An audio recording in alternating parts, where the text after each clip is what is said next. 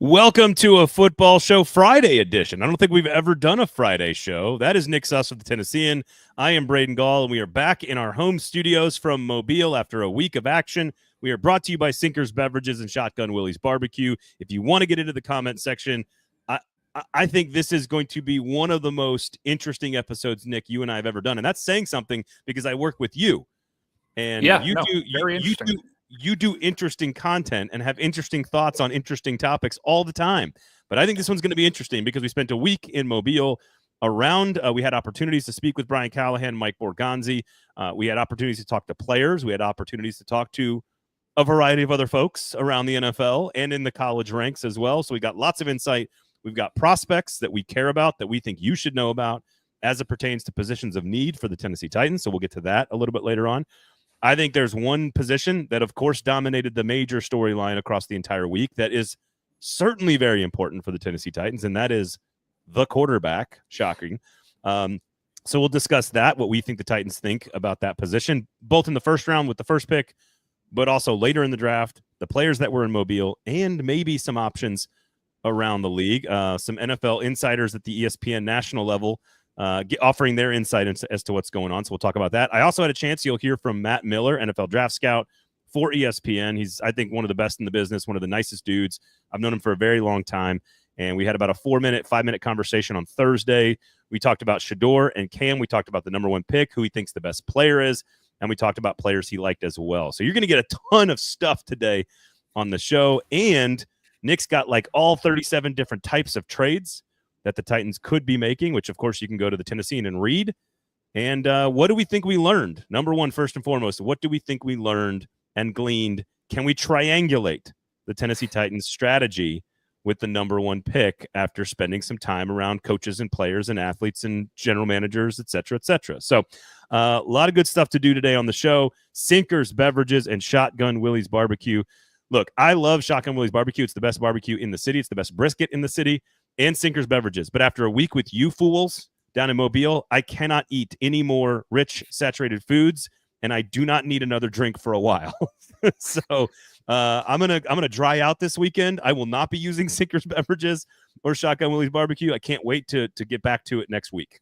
So yeah, it was a lot of late nights. a lot of late fun. nights. So. There are some other apparently.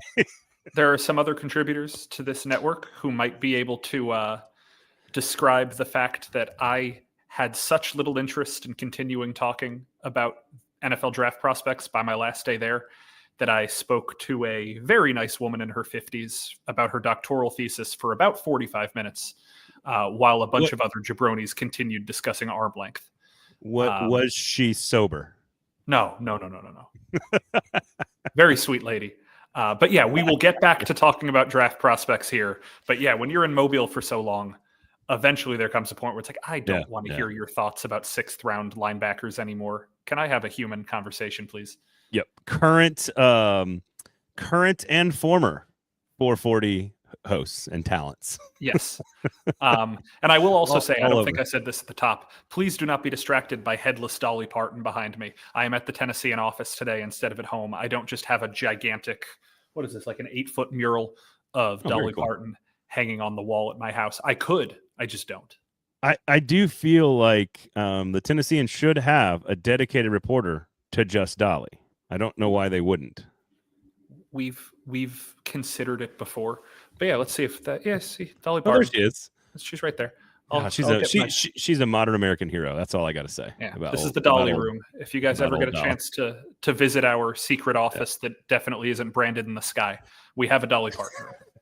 I didn't mean to do this, but I'm looking at my shirt and I got an orange shirt on and a black, and I'm like very Senior Bowl, I'm very Senior Bowl branded right now.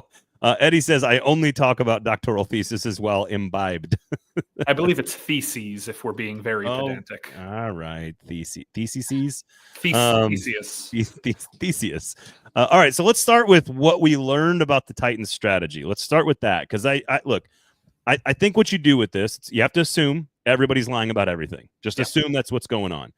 And so it seems almost way too obvious when you think and you start to piece together all the information, starting with comments by Mike Borgonzi and Chad Brinker before the Senior Bowl started, which we'll start with those two pieces of information, which is that they will only take a generational talent, quote unquote, with the number 1 pick, that they want 30 picks over 3 years with 12 top 100 picks. They do not have either of those two numbers. So that's sort of the starting point. We know that Brian Callahan wants processing and accuracy. We know those are his 2 most valuable assets, although nervous system's in there as well. Timing's in there as well. I think all that works into the mental side of the game. We talked to him at length about how he evaluates these guys. We talked to both Mike Borgonzi and Brian Callahan about their first interaction with Shedeur Sanders. At the time we talked, they had not yet met Cam Ward. We also, look, Brian Callahan told me and everybody, I guess I should say, told everybody that, like, he compared it to the Joe Burrow situation and drafting Joe Burrow, and how they knew pretty early in the process that was going to be the guy they were going to take. Not rocket science here. But that when he compared it to this situation, he said, that's not the situation we're in right now. That's not what this draft is for us, as I believe the direct quote. So I think based on that, and then sort of analyzing the 2 quarterback prospects, Cam and Shedeur, which Brian Callahan did say are by far the 2 best quarterbacks in this draft class. He did admit that. And then Borgonzi's sort of cabinet approach to lots of different people, and they both are very keen on drilling down into the personality of a player, seeing how they interact, what makes them tick, how do they handle adversity, putting them through stressors and duress, which is difficult to do because it's kind of fabricated. So all of the things, if you take the whole picture and all the little nuggets, which don't really tell you any one thing specifically, how do you feel about what you think they're thinking right now? There is a part of me that plays the lady doth protest too much when it comes to the generational talent quote. Because Borgonzi didn't say generational again when we spoke to him on Tuesday, but he did say, we're not going to pass up a great player. And that's probably less valuable than generational. A great player is probably a step below generational. And to say we're not going to pass up a great player sounds more to me like a guy who is trying to get more out of trade offers, because if you come out and say we want to trade it, then people will know, of course, that they can lowball you. So the more that you insist, look, we're not going to pass somebody up, the better the offers get. And that doesn't mean the intention is to trade. It just means you're going to help your own case when you make that the publicly stated opinion. So when we're reading between the lines, that's kind of the easy one of, well, they have to say that. If this was a draft where nobody had a first round grade, you'd have to say, well, we're not going to pass on a great player. And we think there are some great players in this draft. Like, you kind of have to speak that way. But if we're playing the triangulate game, as you said, I think the more we hear from this team, the more it becomes clear that the goal is to acquire mass talent, not individual talent. And I totally agree. It's not telegraphing. It's not obvious, but it's hard not. Here's the thing. It's hard not to take all of the information in totality and think they're not in love with either of these 2 quarterbacks. They're not in love with this draft class writ large, which I think played out very clearly in Mobile. I think it was very obvious. There was maybe 6 or 7 first-round talents, maybe less, that were there. And it doesn't feel that this draft class is comparable to other draft classes. That was not news coming into this week, but I think this week solidified that. And if you're we'll get into sort of the dynamics of different types of trades here in a second, but it does feel like that this team needs too much stuff, and that the best part of this draft is between picks 25 and 100, and they have a single pick between 25 and 100, and they need more. And it's hard not to think that when you hear everything that they're saying, and then you package that with conversations that you have with everybody else around the league and around the media and around the college ranks and people you trust, it's hard not to think that this is a prime trade back standpoint, a prime trade back opportunity. Because even if you go down to 3, you still have a chance to get Abdul Carter or Travis Hunter, which might be their definition of great or generational. And you need a partner, and so therefore you've got to make everyone think that you love Cam Ward. Sure. And I think Ed's question right here is kind of getting to the root of, when we talk about strategy, this is the big question, is if you are looking to trade it, do you gain more by trading it in February and March or in April? Because let's say you sign a quarterback in March. Let's say it's Darnold, let's say it's whoever you want it to be, whatever free agent is available. If you sign that guy, then teams can start lowballing you because they know you have less leverage of, well, they're not going to pick the quarterback. And you have the leverage of you could take Travis Hunter, you could take Abdul Carter, but the more telegraphed you get, the more it becomes looking like you're desperate to get out because you'll get more value by trading. So let me ask one follow-up to that. Is it possible that, I think it might depend on which, if you were to sign a free agent quarterback, I think it depends on what type. Yeah. If you spend $30 million on Sam Darnold, or you make a big trade for a guy like a Matt Stafford or a Derek Carr or even like an Aaron Rodgers, hypothetically, I think you are telegraphing this is our guy. If you go sign Jacoby Brissett, I don't think that changes your leverage. I think you still have plenty of leverage at that point. And that's what I'm alluding to, is if you sign a guy who is clearly a starter, then it changes the way teams view you trying to trade back.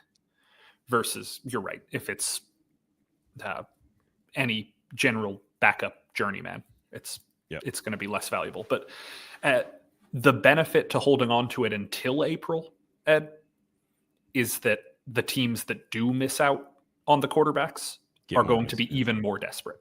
Yeah. So if you trade it in February and say you trade it to the Giants, then you know the Giants aren't going to be in the quarterback market. But if you hold on to it till April and the Giants miss out on Darnold or whoever the top guy ends up being on the market, your Staffords, your Carrs, et cetera, Giants don't get any of those, you know they're even more desperate because they head into the draft without the quarterback. So it really does become a bit of a prisoner's dilemma of how long do you wait until you decide that you're the guy versus you're not the guy. I do think that if they hold on to it until after the combine, I would not be surprised. What day did the Bears and Panthers make their trade in the 2023 draft? I believe it was a week before the combine. It was March. No, well, this says March 10th. Okay, but still very early in the middle of free agency, right? Free agency is March 1st. Is that correct? Or March 3rd? 15th. It's usually 15th. Yeah. So this was 5 days before free agency. That actually might be the sweet spot that I would go after the trade, because you want the combine to happen. You want everybody to learn everything. You want to learn everything. You want to acquire as much information as possible. And honestly, I think I can't remember if it was you and me. I've had so many conversations this week. I can't remember if it was you and me talking about, I think it was you suggesting Garrett Wilson. Yeah. And Garrett Wilson is very similar because that's what was part of the trade for the first overall pick, which is DJ Moore, a player who wanted out of Carolina, who wanted to be re-signed, goes to Chicago. Chicago moves down. They get pick 9 and 61 and then a first and a second and DJ Moore. So if you wanted to go down to 7 to the Jets. Do you want to start talking about the types of trade? Because we can just segue right into that. That's what we're doing. That's what I'm doing. Yeah. So if you want to go down to 7 and take Garrett Wilson and take pick number 7 and then get maybe a first next year and then a second and a third this year, I think you have to do it. You have to do that. Yeah, I've got that in my 5 trade templates story, which you guys can check out at Tennessean.com. I've got the Titans giving up number 1 for number 7, number 92, 2026 first rounder, and Garrett Wilson. You don't get the extra second round pick that the Panthers gave up in that situation, because Garrett Wilson's still on a rookie deal and DJ Moore was somebody who had already gotten a second contract. So it's a little bit different of a situation, but that's one of my favorite options, because in order for that trade to pay off using the Jimmy Johnson trade value chart, you need to value Garrett Wilson more than you value the 15th pick in the draft. And I think you and I would argue Garrett Wilson goes in the top 15 in this draft. Easy. So he might be the number 1 pick. So honestly, if you're getting 7th pick, you're still in range to get one of the edge rushers after Abdul Carter, and you're probably still in range to get the number 2 or 3 receiver if you want to pair him with Garrett Wilson for whatever that's worth. But then you get 92, so you get that 3rd round pick back. You get a 1st round pick next year. It's, again, this is a long shot, because when DJ Moore was traded, he was heading into year 6. When Garrett Wilson's traded, he'd be headed into year 3. But there are murmurs that Garrett Wilson is unhappy. So if that is a possibility and the Jets want to go a different direction, that is one of my 5 templates based on previous trades at the top of the draft. You want me to just quick run through some of the others? when did the Titans were the Titans on the clock when they traded the number 1 pick? No, the Rams trade up to acquire the Titans pick April 4th. April 14th. That's what I thought. So that's another. Is that I assume that maybe is one of your other ones, which is trade the pick closer after the combine, after free agency, closer. They've already done that, and I think Robinson should be praised for the trade that he made back in 2016. Wasn't there another? I feel like there was another number 1 pick that got traded by somebody else recently as well, or ahead of the draft. But before, other than those two, I think the only other true trade for number 1 this century was the Michael Vick year. But there have been a lot at the top of the draft so let's say you're trying to trade back 1 pick. Let's say Cleveland is the team that's desperate. Then you can base it off of the Mitchell Trubisky template of Bears traded up from 2 to 3. It's a 1-pick trade.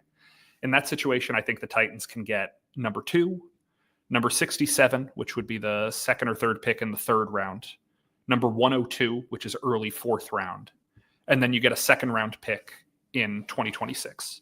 So you're guaranteeing you still get whoever you want other than the number 1 pick. You're getting a 3rd and 4th round pick back, and then you're getting a 2nd rounder next year, which helps start things going, but it leans heavily into this year's draft other than next year's draft, which I know you are definitely on the side of somebody who would rather have things in next year's draft. And so that's where... Go ahead. Well, I was going to say, I don't want to go on to the next. It's not necessarily the next topic, I guess, but that's the thing that I felt most strongest about leaving Mobile, which is I really like a lot of these players, but I don't like any of them in the top 30, really. Yeah. But I want a lot of them.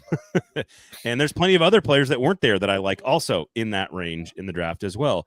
And so what I think would be really a savvy move, like number 1, I would like the Jets trade option, which is, and I really do think if you're going to trade out of the first pick, I think you need to do it sooner rather than later, but I think you do it after the combine. I think you wait for the combine, which is the last 4 days of February, first couple days of March. You wait for that weekend. You collect as much information as you can over the next 4 weeks. And that 2 weeks before free agency, you work your ass off to get that pick moved. And you take the deal. But in order to close the deal, I think what could be a valuable piece of leverage for the Titans here is looking at this draft class, I think, appropriately and saying, we don't, and I think a 2nd trade back should also be on the table, right? You move back to 6 or 7, and then you trade back again to 12 or 16 or 18 and keep stockpiling. Yeah. But what I would do is I would take the 2nd, 3rd, or 4th, whatever it might be this year, and ask for premium assets next year. Yeah. I would be wanting to move back to, like, let's say 3 for the Giants and say, look, for your troubles, I'll take a 3rd rounder this year. We're not going to kill you this year, but we'll take a 3rd rounder this year, but I need a 1st and a 2nd next year. So we have 4 top 40 picks next year in theory, or top 50 picks, let's say ballpark.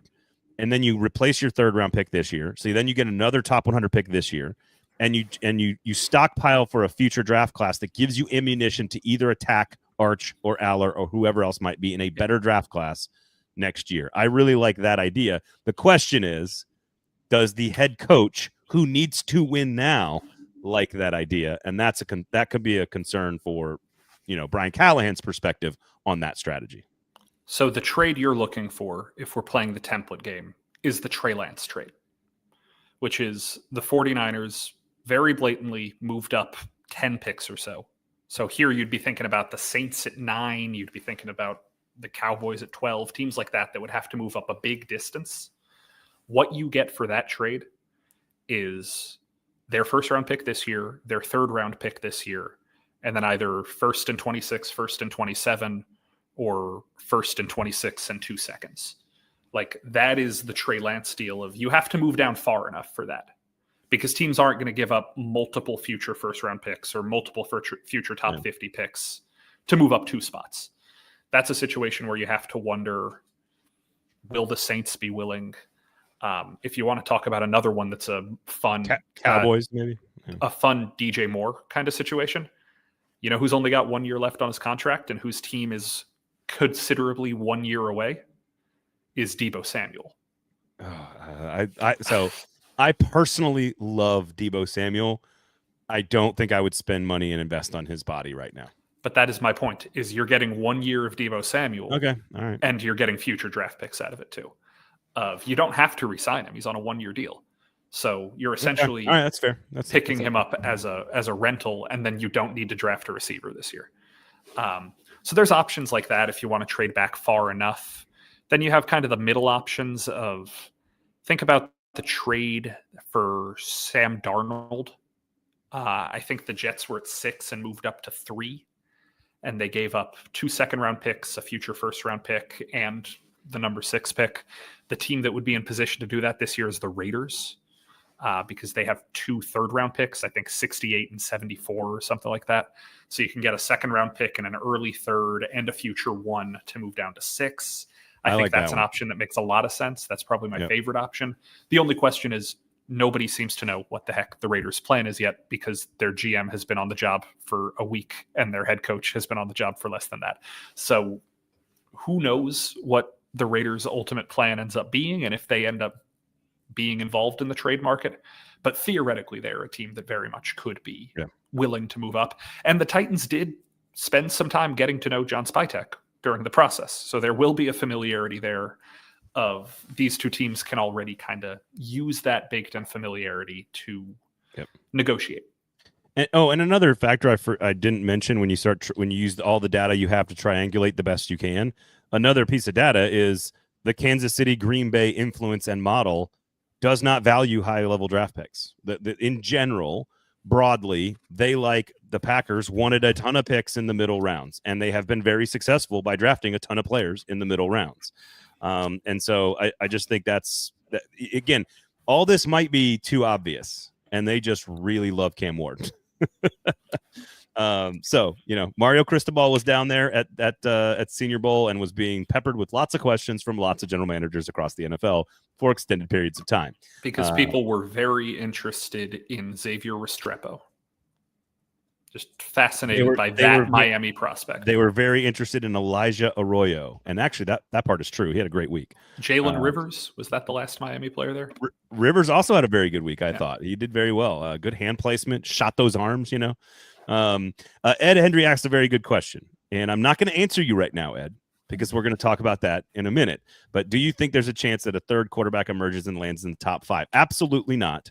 But we will talk about why and who and where and all the details and context and nuance around that coming up in just a minute. I want you guys to hear from Matt Miller first, because he answers me very directly about what side of the ball Travis Hunter should be on.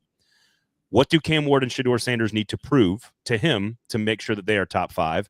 He does not believe a quarterback is worthy of being in the top 5, and he will explain why. Who the best player in the draft is, and what prospects he likes at other positions that the Titans need later on in the draft. He was great. It wasn't very long. I only talked to him for about 5 minutes. He's a close friend. I do appreciate him. So we're going to hear that first before we talk Ed Henry. Any other trade aspects or strategies that you want to get to before we move on? No, just Tennessean.com. There's more in that story. Go read it for bonus. Good job. And if you would like, what you should do? Like, it just feels right to have a glass of whiskey or an old fashioned and like a nice slab of meat while you read a good old fashioned newspaper. Like, I feel like that's like, if you're going to read the newspaper, you should do it with like a martini that you made from Sinkers, and you should do it with like a plate of food from Shotgun Willie's Barbecue. That's all I'm saying. Either that or like robe. Like, it's 6 a.m. and you just got it off the front porch. Just a robe. Yeah, but I couldn't, Nick, I could not work in alcohol into the 6 a.m. thing. My other great sponsor is 8th and Roast. That would be perfect for the newspaper bit on the radio. I'll leave the Arrested Development quote out of this. Go to Matt Miller. All right. Here is my quick conversation. Very insightful stuff from Matt Miller, NFL draft scout from ESPN. Here was our conversation on Thursday following all of the practice. From Mobile. Matt, what's going on, man? How are you? Doing well. Appreciate you having me. Absolutely. Good to see you. All right. Before we talk Titans in the number 1, I just want your takeaways from this class, the Senior Bowl as a whole. A lot of talk about it maybe not being as deep as it was last year, the draft class as well. You tell me what you see. Yeah, it's not as deep, and we all focus on quarterbacks, right? And I know Titans fans are doing the same thing. So it's not as deep in terms of quarterbacks, but this is a great year for running backs, a great year for defensive linemen, whether that be edge players or defensive tackles. I really like the tight end class. So, I always say you have to use those picks. 256 players are going to get drafted. It's our job to find good players. This class, the Senior Bowl, I think there might be 8 to 10 first-round picks out here. So maybe there's not that, quarterbacks going to be drafted in the top 5. Maybe one will be. But there's a lot of great players, especially in the trenches here. When you look at number one, Titans have said generational talent. Of course, that's the phrase. Yeah. And like my opinion is that maybe Travis Hunter, maybe Abdul Carter are those players. It doesn't seem like there's anybody else on that list. What is your opinion on the top of the board right now? Generational talent is a big word. That's hard to put that label on anyone, especially when you've been doing this as long as I have. I think Abdul Carter is the best player in the draft, a true difference maker. As a player, as a premium position, if you're going to build, quarterback, left tackle, pass rusher, corner are your most important positions. He's fantastic, and he's still getting better. I think that's the thing we have to remember. He's been playing defensive end for one season. Before that, it was part-time only. He has all the traits, so he's great. I love Travis Hunter. I've seen Travis Hunter in person. He's a little bit undersized. I think that's my biggest question. Can he hold up long-term at his current size, or is he going to try to bulk up? We got to ask Travis at the combine what position he wants to play before we can really say, is he a receiver, is he a corner, is he some type of hybrid of both? But they're both fantastic players. I think I would put Mason Graham from Michigan up there as well as just a really good football player, someone you could build around. I like Will Johnson, the corner from Michigan. I know he missed some time this year with injury, but there's 4 to 5 players that are blue chip guys. Will Campbell from LSU is probably in that mix for me too. But after that, I think picks 6 through 20 are going to be players that have a pretty similar grade, and then the round 2 depth is even really good this year. Is it crazy to say that Hunter is more of a receiver? I think he's a receiver. Yeah, and we could talk to 10 scouts behind us right now, and we would probably get half to say receiver, half to say corner. I go back to the size question. I saw Travis Hunter against Kansas in person. Kansas has a corner, Kobe Bryant, who I love, but he's 170 pounds. Travis Hunter's about the same size, so we need to get a weight on him at the combine, but he's not a big guy. And I think you look at where the corner position's going, it's bigger guys. He just doesn't quite have the frame that I would want him coming downhill, having to tackle, Derrick Henry and Isaiah Pacheco and guys like that. Well, when you look at the quarterbacks, obviously we know sort of some of their strengths and we know their resumes. I'm curious what you want to see from them to prove to you that they do belong sort of higher in that conversation. It's tough because they're not going to be put in those situations, but I do want to see from Cam Ward, I want to see that he can play on time a little bit. Boom, boom, boom. We'll get some of that at the combine. Can he throw with accuracy, with his feet planted, where he's not moving around, kind of using that, shortstop sidearm motion that he's got. And I think the same for Shedeur. It's funny, both quarterbacks this year, they love to drift and string plays out, and then the great field vision, they're going to see their guy and throw it. But for Shedeur, the arm strength is a question mark. I want to see that. I want to see, can he rip it? Can he make those deep out throws that he's going to be, hopefully, we'll see him at the combine. He's going to be asked to do that. That's going to be a big moment for him. Stay in the pocket. Yeah, unfortunately, there's not a pocket at the combine, and for both these guys, both players, can you stay in the pocket? Can you play on time? We saw, as great as Caleb Williams is, the struggles in his rookie year were because he couldn't play on time. But then look what Jaden Daniels did. He learned to play on time, and he took off. So let's say the Titans are looking at edge. Let's say they're looking at maybe right side of the offensive line, so either interior or tackle. Certainly receivers a piece there. I mean, we can keep going. It's a bad team. Middle linebacker, safety. What are some of the names that you saw this week in Mobile that you like as maybe they went from 4th, 5th round guys to maybe 2nd, 3rd round guys? A lot of depth in the middle of this draft. Yeah. Who are the names that you like at some of those positions that aren't like top tier guys? Yeah, Gray's Abel from North Dakota State maybe made more money than anyone. I thought today, the last day of practice was a little bit rough. I think some guys figured him out, but he was fantastic the first 2 days. Miles Frazier from LSU, another guy who has versatility. He could play right tackle, he could play right guard. The trenches are great here. I think that's a huge part of it. Ursery from Minnesota, I think has some versatility, could play either side. He looked really good. Emory Jones from LSU looked good at guard. Like you mentioned, they have needs everywhere. I think this receiver group, Jalen Royals was the best player for me. He's probably a round 2 guy, maybe mid to late round 2. Corner, as Thomas, Florida State, probably going to be a top 40 pick, so he might be an early round 2 guy. But I think we're going to see the junior class really impact those picks 25 to 75 this year. Matt, always a pleasure, my guy. Good to see you. Appreciate it. There you go. Matt Miller, some interesting stuff. Do you have any reaction to anything that Matt Miller just said about Travis Hunter being a receiver, Abdul Carter being the best player, that Cam Ward and Shedeur Sanders are not top 5 picks, and some really good offensive linemen in Mobile? Where are you at on what Matt Miller had to say there? I mean, he was not the only person who I heard this week say that Travis Hunter is a wide receiver. He's right. There are, not just you, again, a lot of people think one way, a lot of people think the other way. I think it is more likely, if you want to see him as a two-way player, that he is a corner who sometimes plays receiver than he is a receiver that sometimes plays corner, because there is absolutely no justification to putting a receiver at cornerback If it's like, oh, we need one lockdown play, like that situation doesn't happen the same way of we need a third down. Like, yeah, you can't be a full-time receiver and then build in like a third and long defensive package for a corner to come in. Yeah. It can absolutely happen the other way. Yeah. So I agree. I think he's a receiver, but I've been saying that for a while now because I just don't think he can play locked. He's just not a man corner. He's undersized and he's a generational athlete. He's not a generational corner. And I think that's the problem. Yeah. And that's I see a lot of people discuss the quarterbacks in the sense of, well, how are you going to feel if one of them turns out to be a star and you pass on them?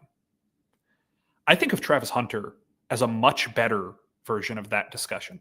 Because like, oh, what if Cam Ward turns out to be a star and you pass on him? Then you take another star quarterback. There's 12 star quarterbacks in the NFL. Like there's a bunch of guys who can take a team to the playoffs as a quarterback. What are you going to do if Travis Hunter can play 130 snaps a game in the NFL and you passed on him? No, there's not anyone else who can do that. Like his generational talent, we can talk about a generational talent versus a generational skill. Travis Hunter's generational skill could end up being that stamina. Yeah. And if he can play 130 snaps a game in the NFL and sustain ability, and you pass on him, you've lost two players at once. No, you made that point, and I agree. I don't think he is. I agree. Again, I don't know. I started back like months ago saying, look, or even like at the end of the season, I said, look, Travis Hunter is the only generational talent in this draft. I've said that multiple times on this show with PK and with you. I would now, I think that might be true still, but I would switch my opinion to if the Titans are making the pick at number 1, it needs to be Abdul Carter. That is what I've switched to. If they move to 3, if they move to 6, if they move to 7, I don't really care. Travis Hunter's there. I think he's a great asset to the team. He makes you better. Special teams offense, a little bit of defense, maybe the other way around. I don't know. And potentially the upside of what you're talking about. Sure. But I also made this point on the Monday show, but I'll reiterate. In the last 10 drafts, if you're using scouting consensus, Travis Hunter would have been, Abdul Carter would have, I think, been the 8th best edge number 1 of these last 10 drafts. Look, not everybody pans out, not everybody hits. Kayvon Thibodeau was considered to be a better prospect than Abdul Carter, and Kayvon Thibodeau is not a superstar by any stretch yet. But the point remains, there tends to be a guy of his caliber at the top of the draft just about every year. And the plan is, do you think you're going to be at the top of the draft again? So if you think, oh, this is the only time we're going to be here, go get the guy of that talent. But if you're banking on this is a 2-3 year rebuild and you're going to be at the top of the draft a couple of more times, there are going to be more people like Abdul Carter. He is not a generational talent. I tend to agree. I like trading down to 3, drafting Carter, and then drafting a quarterback next year at number 1. That's what I like. Andrew says, I think you have to trade back, but take Hunter or Carter if you can't. I tend to agree with that. One of the things I learned, and we're going to transition into the quarterbacks here on a football show. Nick Suss, Tennessean, Sinkers Beverages, and Shotgun Willie's Barbecue. Team Ramrod said someone is definitely trying to push Dart besides just his agent. We talked about this out there. It feels like LOL. I don't know if it's another team or what. I think there's a really big PR push around Dart. And I think so. Look, this is the top story from Mobile. Outside of the draft being mediocre at the top and strong in the middle and not as good as we've seen in the past, which I don't think that was rocket science coming into Mobile, but I think it's solidified. I think the other biggest takeaway is sort of what happened at the quarterback position in general as a large scale storyline, which is that Jalen Milroe, for my money, I said, look, I thought this guy might, if you build the right system around him, could be the best quarterback in this draft. That is not how I feel anymore. After a week of practice and sort of diving into a little bit more in terms of what people think about him and how I feel about him and watching him play, I don't think that's true. I think he's maybe more of a third-round pick now, potentially. I think he could fall much like that Kenny Pickett class. He's still a great athlete, more talented than all those guys in that class, the Desmond Ritters and Malik Willises and everybody else. But I think Jackson Dart, the story is to me, while he had some trouble under center with the snaps, which he's going to have to learn, he is much thicker, 226, than I think Jalen Milroe is. I think he's built to take the hits. He's almost a full 6'2". So he does have more NFL size than I think people anticipated. He's got a good arm. I think he solidified himself this week as QB3 in this draft. again, remember Brian Callahan and told us Cam Ward, Shedeur Sanders, clearly the top 2 quarterbacks. I think he's clearly QB3, but I do not believe he is a first-round pick. I think he's mid-second round, maybe late second-round pick at best, maybe even a third-rounder. Discounting the Alabama guys, name me an offensive skill player who played for a team head coached or offensive coordinated by Lane Kiffin who has turned out to be a good professional football player. You're saying skill player, offensive skill player? Yeah. Does A.J. Brown not count? No, he played for Matt Luke. Played for Matt Luke? Wow. Elijah Moore doesn't count? No. How about Dawson Knox? Does he count? Nope, played for Matt Luke. That was Matt Luke also? God. Okay. No Alabama players. Again, we can pick Alabama players if you want. I'm going to have to go back and look at USC players and Tennessee players, and I'll have to go back and look. Like Reggie Bush was good, but a little bit disappointing, and like Marquise Lee, I guess, was solid as a pro. That's the best of like. I should know better. You don't ask questions without already having the answer. Like Harrison Bryant at FAU became a what? That's average the best you pro. got? So far, it has not been super productive because this offense is so good at getting people into space where absolutely nobody is, and it's really tough to translate that skill into the pros. And that's not to say nobody will ever do it, because look, there was no such thing as a good Big 12 quarterback in the NFL. And then Patrick Mahomes was a good Big 12 quarterback in the NFL. And then Baker Mayfield. Don't you talk about Geno Smith that way? Yeah. He was on the 7-year development plan. Was he in the Big 12 is my question. I think Geno might have been in the Big East. I don't know. He had I think Geno Smith had the crazy Bryce Petty Geno Smith. Okay, that was Geno. West Virginia. I think it could have been. But yeah, the long version or the short version of this long explanation is Dart is going to have to overcome years and years of, unless you are like a 5-star Alabama talent, like Amari Cooper type, the guys who have flourished in Kiffin's system in college tend to not be as good in the pros. And that's fine. I really like Trey Harris, though. Trey Harris, really good player. If you go back and watch his tapes, he's off. Yeah. He's open an awful lot. It's like would Quinshot Judkins count? Because it could. We'll see. We'll see. We'll see. I don't. I think he's a 3rd-round pick. But Jonathan Mingo. Oh man, all they're good players. You're right. Zach Evans. Jerrion Ely, Dontario Drummond, Snoop Connor, Matt Corral. Oh my God! And then you did go back.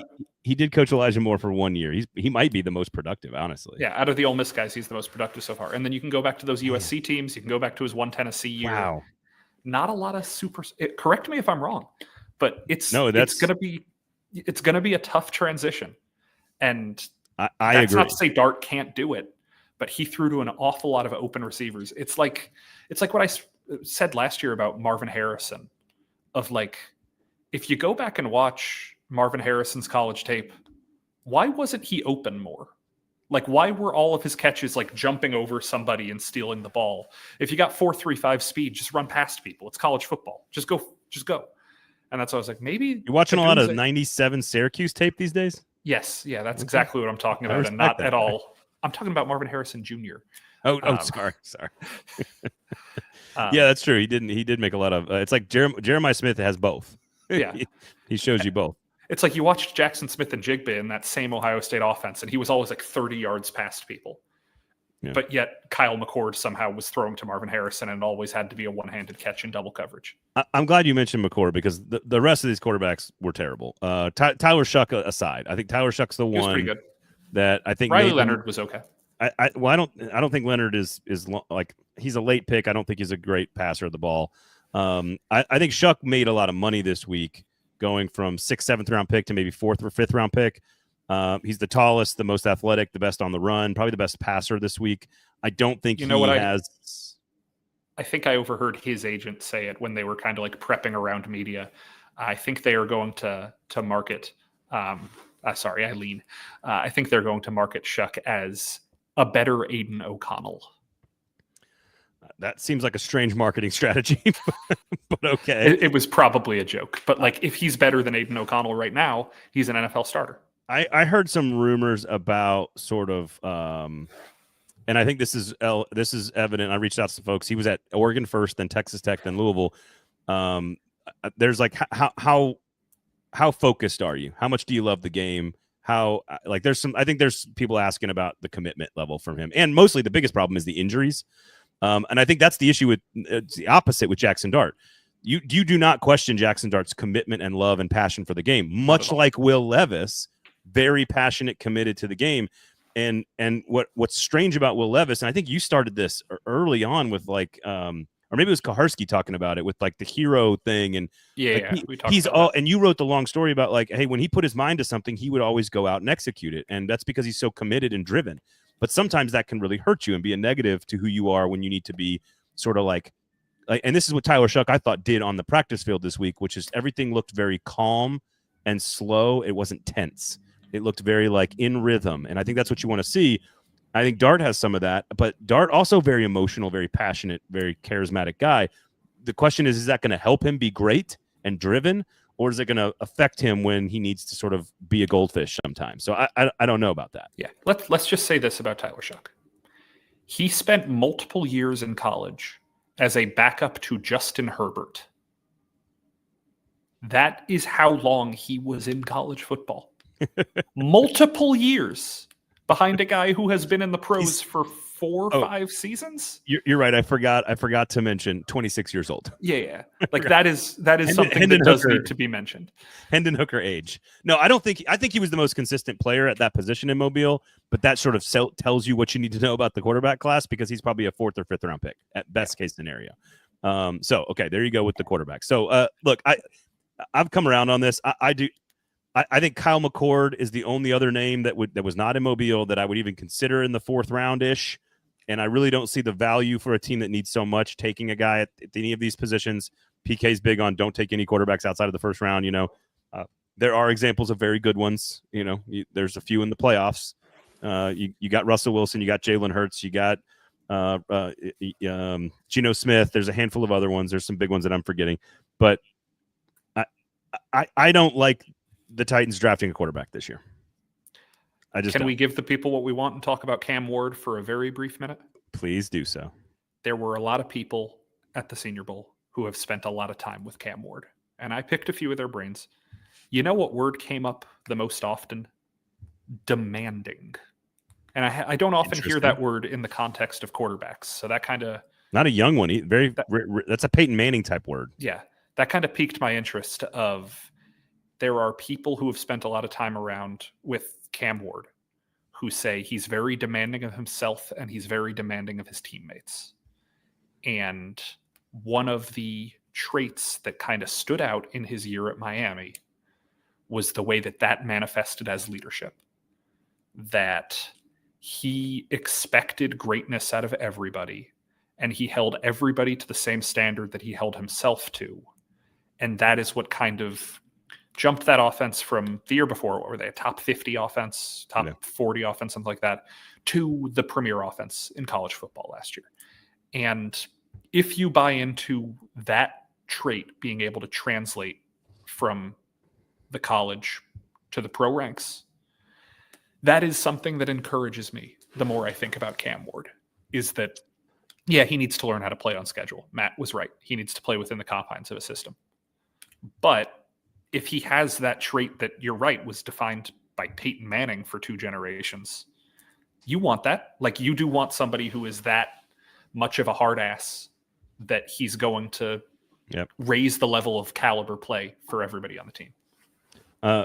Miami was 24, 6.4 yards per play. Number 1. That was 2 years ago. Number 1 this past year, 7.57 yards per play. But I think Kyle McCord had better passing numbers than Cam Ward did. Just want to point that out. I think Kyle McCord set the ACC single season passing record this year.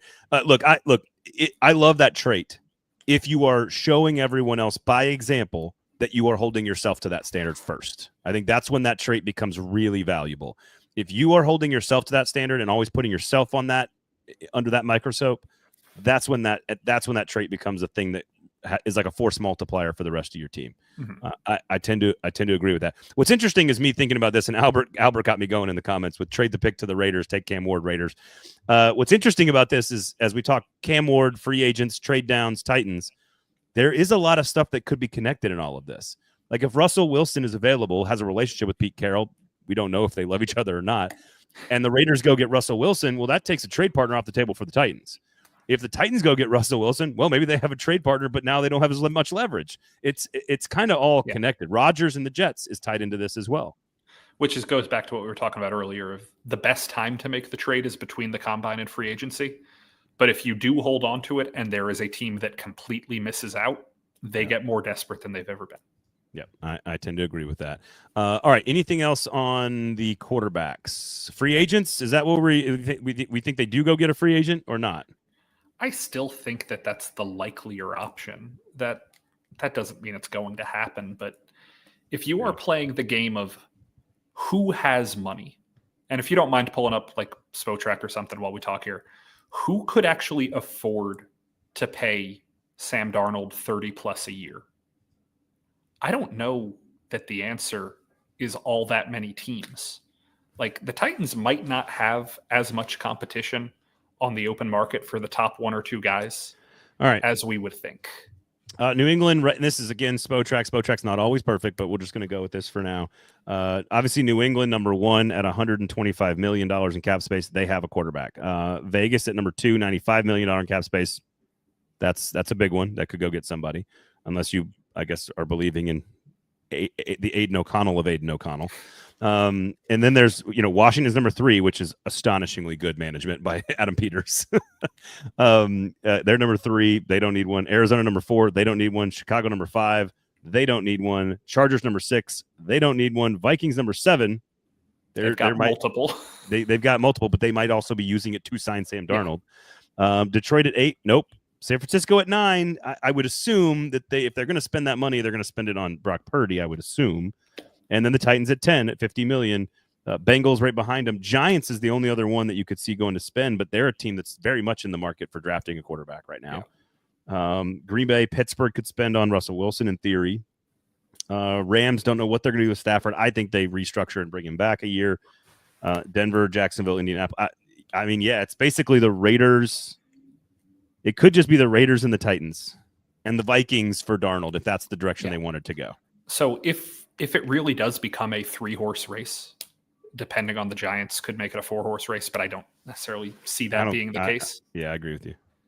There is less competition for, especially if Kirk Cousins and Derek Carr and all these guys hit the open market, there might be more starter caliber quarterbacks available than there are teams who are going to need to spend for a starter caliber quarterback. And that seldom happens in free agency. So if you are in a position where you're the Titans, these prices are probably going to be lower than you'd think, especially with the way Darnold played down the stretch last year. There might be a little bit of stink. I think that most general managers are smart enough to know that a 15-game sample is more important than a 2-game sample, but he wasn't good against good teams. They're pretty damning. He wasn't good against good teams. Yeah, pretty damning. Unfortunately, that means the Packers weren't very good because the Packers got cooked by Sam Darnold twice. I will say there's a lot of common belief in both the Titans media corps and nationally that Kirk Cousins is going to be a Brown. Yeah. With his relationship with Kevin Stefanski. So we'll see about that. All right, so let's talk some prospects here. I know we both kind of tired of that, but I do think it's interesting. We can talk some prospects here. Sinkers Beverages and Shotgun Willie's Barbecue. Please go check them out. Fantastic stuff. 4-time liquor store of the year, Sinkers Beverages, and of course you can get all sign up for the in crowd. You'll get updates and sort of like really cool allocation drops, good bourbon, over 40 years of service in the East Nashville market, and of course their sister store, Bluegrass Beverages, up in Hendersonville. Shotgun Willie's Barbecue open Wednesday through Sunday, 11 a.m. to 3 p.m. or until the meat is gone. They don't have those meat lamps with the meat sitting out for the night rush. That's not how they do it. You got to go for lunch. It is fantastic. I know for a fact that some folks inside the Titans organization took the recommendation, went to Shotgun Willie's, and have raved about the brisket at Shotgun Willie's. So Shotgun Willie's, where the Tennessee Titans eat. Where Tennessee Titans eat food. Where a Titan or two perhaps allegedly might eat food. So there you go. Check out Sinker's Beverage. Are you getting some love on your hat there? Yeah, it's like printed wrong. I can't wear it straight. Like if I wore it like this, it would go like that. It's printed very wrong. Oh, but that was on purpose, right? No, that's the straight line. If I put this straight on my head like that, I feel like they tried to tilt I it feel like this. I know. I feel like somebody printing a Wayne's World hat would do that on purpose. I feel like Potentially. But yeah, I was, if you guys care at all about SNL, Peacock put up a playlist the other day, 50 sketches from 50 seasons, one great sketch from every season. And I made it through the first 33 last night. Gorgeous time. What? So happy. 33? All right. So I do have a story. I did have a story about Callahan and Borgonzi's opinions about the quarterback on Kaharski.com. So go check that out. I will say this. I got a lot of very positive feedback on Mike Borgonzi, just in general about Borgonzi, the guy, his job, his work ethic, the whole deal. I got a lot of positive feedback from a lot of different places around the league about how he's very well respected and all that stuff. So just a note, just a side note that I thought we could throw in there. And then today I threw up sort of like the big storylines, but really the players that really caught our eye. And I think the top two at edge were the two that I would focus on first and foremost, and that is Shamar Stewart and Mike Green. Mike Green out of Marshall, Shamar Stewart out of A&M. They were probably borderline fringe first-round picks. Both are very big, very physical, very aggressive players. I think they were absolutely targets at 35. I don't know if they're going to make it to 35 now after a very good week in Mobile. Fair. Yeah, I thought that Stewart was probably the best player on the field. Like, he was very good. Okay. I thought Walter Nolan was the best player on the field, but I wouldn't have an argument with Stewart either. You know my opinion on Walter Nolan. I think he's a top 10 pick. He's a superstar. I know you like him too. But I think he'll be the highest rated player that was at Mobile, highest drafted player. What about Uman Mielen? I've got it now. Princely Uman Mielen and Jared Ivey, the trio of Ole Miss defensive linemen. Anybody stand out there to you? Because those are three guys that we were really watching coming into the week. Yeah, I will just say that as a whole, the team, so the national team, I believe, was the one with all the SEC players on it. The defensive line, yeah. the SEC defense crushed the SEC offense. Like, that defensive line built around Shamar Stewart and the Ole Miss guys and Tennessee guys, everybody that was there, just the offensive line had no shot when we were looking at team periods. Yeah. And that played into the fact that Milroe and Dart didn't look super good because their offensive line gave them no time because that defensive line was very, very good. Jared Ivey looked good. Nolan looked good. Uman Mielen I didn't see as much of, if I'm being honest. I agree. I think the other two are more like second and fourth round picks, maybe. Uman Mielen might be a second round pick. Ivey might be a fifth who moved up to the third, but that's maybe two very good mid-round targets. Yeah. And Green and Stewart, I think, are more in the mid-20s now in the first round. I think they moved their way up. Mike Green is just rocked up, and Shamar Stewart is very aggressive and very large. So we'll get more depth into these guys. Deion Walker was enormous, gigantic as expected. But again, that would be with Nolan. I'm not sure there's a place for them, and I think they're both first-round picks. So I don't think they're on the board, but they are great. They were great in practice this entire week. Offensive line. What'd you like about the offensive line? What's your takeaway from the position group as a whole? I was more impressed by the guys on the interior than I was on the exterior. I don't know if that was a commonly held position, but a lot of those guys that could be second-round tackles didn't necessarily jump off the practice field to me, whereas the guys who could be those mid-round interior guys, Gray Zabel obviously being the big one that Matt Miller mentioned, but all the way down to like Jonas Monheim from USC looked good at center. Like, I liked a lot of the interior guys on the outside, other than Josh Connerly. I wasn't like super impressed. Not a lot of tackles. I think the only tackles, and Matt Miller mentioned this, Ariante Ursary had a really good week, proved that he belongs at tackle. So I think he's a guy to keep an eye on. I think what's interesting, Connerly, I think, is pretty much locked into the first round, maybe mid to late. I do think Ariante Ursary could be there at 35. So if you're trying to go right tackle with a guy like Ursary, I think he proved he belongs to that position.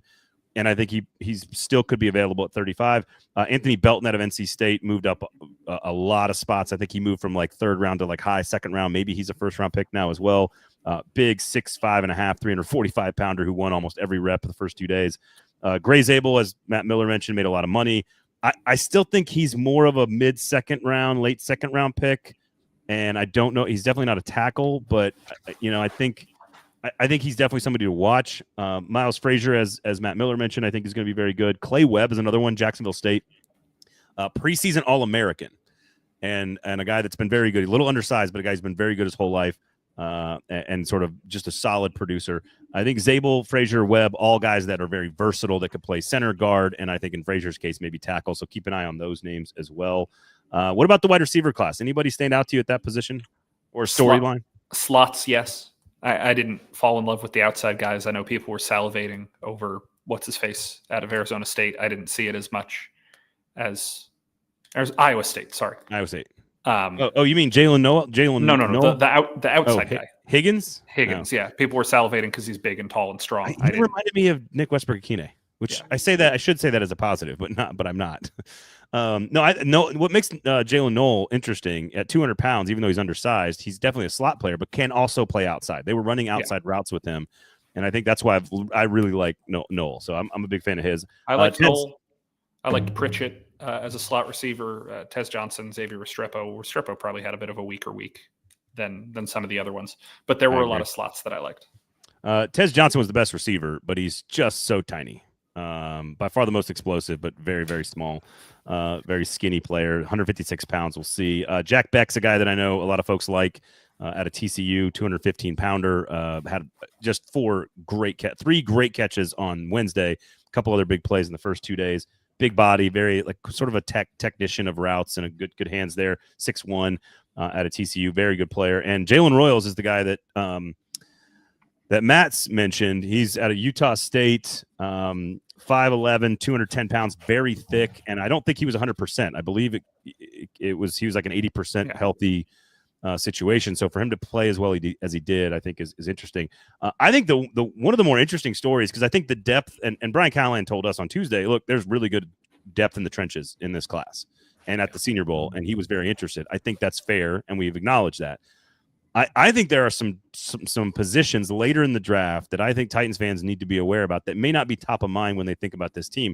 I think there is a chance that tight end and running back are both targets for this team later in the draft. They're complementary offensive weapons, and they are at positions where this draft potentially could be better than we think. Very good running backs, very good tight ends. I think you can get in the 4th, 5th, 6th, 7th round. Yeah, I think that running back for sure is a position like RJ Harvey at a UCF had a really good week. I thought there's a bunch of running backs of that caliber who you're going to be able to. Do you want a guy who's more like the ones you have? Do you want a guy who's more big, bruising type? You're going to be able to get a lot of kinds of running back in this draft. Noticing that my laptop is on less than 10% battery. So let's see if we make it to the end of the show. I hear you. Ollie Gordon, 233 pounds, very good player. Damian Martinez, almost 230 pounds, one of my favorite players. Lakeith Allen had a really good week, and I know is moving up boards from Syracuse. And then to your point, you can go the other direction. You can go complimentary pass catcher, which Trevor Etienne had a very good week, but he's a little undersized. Jarquez Hunter, very good player. But Woody Marks is the one that I really like. 215 pounds, great hands, has been very productive. He can run between the tackles, but is also very versatile out in space. He's like a bigger version of Bucky Irving. Not as explosive, but I really like Woody Marks. So I'd keep an eye on them taking somebody in the 5th or 6th round at running back. The tight ends, Callahan mentioned that position specifically on Tuesday. He said, man, there's some really athletic tight ends. Arroyo out of Miami, Mason Taylor out of LSU, Brenning Stool out of Clemson, and the guy I've liked the most this whole time is Terrence Ferguson out of Oregon. Had a very good week. All 4 of those guys, big, massive frames, all could be had in the 4th, 5th, 6th round. Maybe one of those guys moves up a little bit earlier, but I mean, is Josh Wiley keeping a guy off the team? I don't know. I don't think so. Probably not, but he's good at what he does sometimes. All right. Any other takeaways from Mobile, or that you have any other nuggets of wisdom that you'd like to impart on the great folks listening to a football show? If you plan on attending the Senior Bowl one of these years, bring sunscreen. It's hot in January. Did you get burnt? I did get a little bit of burn. I like that. All right. Sinkers Beverages and Shotgun Willie's Barbecue. I got to take a 2-day break from like everything. I'm going to take a break from everything. It was a great time down there. A lot of insight, a lot of goss, a lot of tea flying around down there. So it was a lot of fun. and a lot of good players in the middle rounds. Not a lot of great players in the top 10 or the top 15. Again, there may not be a player at the Senior Bowl that goes in the top 15. Probably not. May not be. Nolan might be the only probably not. Yeah, Nolan might be the only one. So we shall see. Otherwise, for all your questions, thank you guys for hanging out. Thumbs up on the notifications and likes on YouTube. Please share the product on Twitter and Facebook. And of course, if you're listening on the podcast app of choice, we do appreciate that. Write a little 5-star, give us a 5-star rating and a little review at the bottom. It helps people find us. All you Tennessee Titans fans, SEC football fans, we do appreciate it. Otherwise, do appreciate it. Everybody, thanks for hanging out. Peace and love. Have a great weekend. For Nick, I'm Braden.